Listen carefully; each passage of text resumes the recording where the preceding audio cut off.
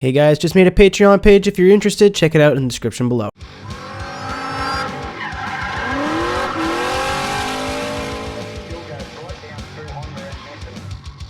What is going on, everybody? It's MrAeroHD here, back with another episode of Dialed In. And before I hit the mic, before I say anything, I want to give a huge shout out to the BMW in this video. Wet Mongoose 2705 laid down some sick runs. I had no idea who this guy is, just ended up bumping into him in a random lobby. Really good drifter. Kind of irks me that he was in our class with running like 780 horsepower, but we're going to get to that in a minute because it actually helps explain my metaphor for this car. Anywho, yeah, this run was cool, and then we're just going to skip back to what we were actually going to show in the build. Anyway, this is a course. You guys know what this is. It's an AE86 Hachiroko Toyota Corolla Sprint Turismo, whatever you want to call it. I'm using the 4AG at about 400 or 380 horsepower, but the car is running 255s in the rear, which is actually quite a big tire for this. And every other Forza you use with like really tiny rear tires, sport tires, and it's about 1850 pounds, something like that. But this car is what a lot of people suggest people learn to drift on, and it's actually not really what I would say, hey, go use this, because it's really twitchy and it's really like skittish with how light it is. And again, this is not an uncommon thing, this is not news, but this is something I'd suggest for people that are like know how to drift and want to learn how to drift better. It's a good practice car in that sense. You really have to learn. This is good to learn how to get fast in, you know, what you have to do to keep up with people, to know how to get your lines down, because a better line will help you be faster through the course.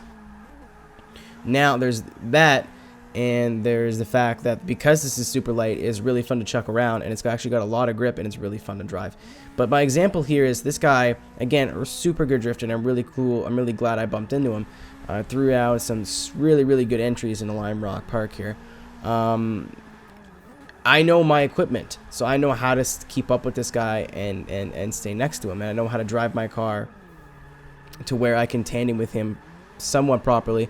Again, I had to learn his driving style here, and you never really know what you're getting yourself into on online lobbies, but this car helps you go like, okay, well, I have to hit this corner this way and with this much angle because I'll be able to catch up to him. This guy, unfortunately, I don't know if he just didn't know how to do that, or he's more of a points drifter than a tandem drifter. I don't know. I never met him before, but didn't have the same thought process when he was driving his BMW. So this car is really good just to get you into that mindset. It's a really good practice car, and it's a really good thing that you thrash around and you flick around. Not really something, again, I'd recommend for longer tracks. You could kind of see this car was kind of struggling in the longer corners here because it's not made for points drifting. It's made for what it's being used for, being as fast and as good as possible of a tandem car as it can be, which it really is. I didn't expect it to be as fast as it was. I got a turbo on here. Why? I don't know. I just thought it'd be cool to have a turbo. I didn't want to run race cam. No, don't yawn. I didn't want to run race cams, so I decided to put a turbo on instead. So there's that. So we got sport tires as always. Not as always, it was as per usual. And then we got, I think it's 225s or 235s in the front, and then 255s in the back. I'm an idiot, and I went through all the rim types before I selected the one I wanted, which are the Craigar. I can't read that, but they're Craigars, and they look cool, or Craigars, or however you say it. And then business as per usual with the build here. Other than cams, I really want to stay away from cams. You want to have as much torque as you can with these, but again, I like having a high revving Hachi just because, you know, it's cool, you know, how to have something that revs as high as possible. It's just a little unfortunate that we can't get like 11 and 12,000 RPM 4AGs in this game. Anywho, completely stock turbo, well, street turbo, no intercooling, no oil and cooling. I just wanted to keep it light and simple in an A-class, and we get into the tune here.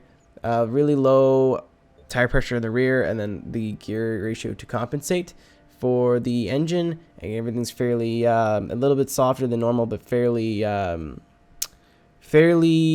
self-explanatory. Nothing really out of the ordinary from what you guys would be expecting to see. Diffs a little bit up towards the top, but that's about it. But thank you guys very much for watching. Sorry if this commentary wasn't amazing. I'm super tired, but I have to do something on Saturday, so I won't be able to make this video on Saturday. Anyway, thanks guys very much. Hope you're having a good day, and peace. Take care.